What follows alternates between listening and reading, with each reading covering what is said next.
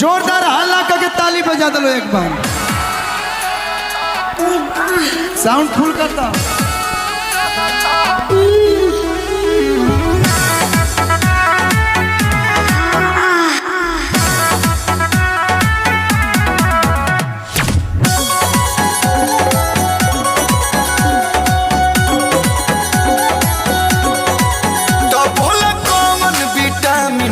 dose ले बेलू जानू हफ्ता में आके रोज रोज ले बेलू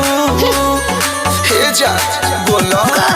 तो बोला कौन विटामिन के डोज ले बेलू जानू हफ्ता में आके रोज रोज ले बेलू भैलू पियावा के घरे जाके गो राजा जी के तू रोलो सौरिया राजा जी के तू रोलो सौरिया उठला करो दिया पोरे पो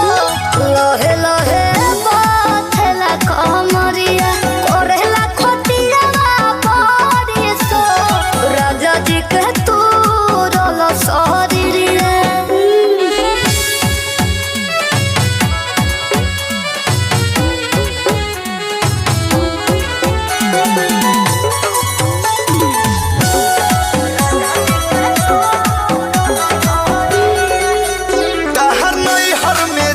बड़ी न खड़ा रहे हमर सोने जवानी तहर खड़ा रहे काहो जा मनवे खरो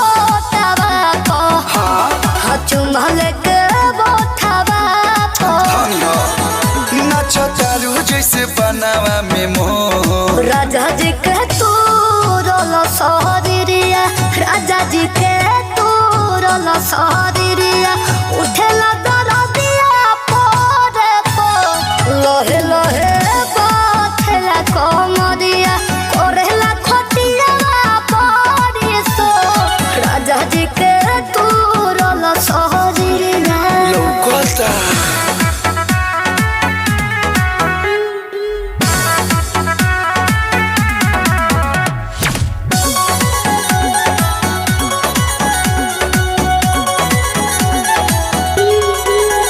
रोजो सोइया के सोने तू सेज करे लुकिया तवारो के प्यार पर हेज करेलू खुल के बोला सुनो जवन मजा पिया बासे राजा हिना तो किया बासे अच्छा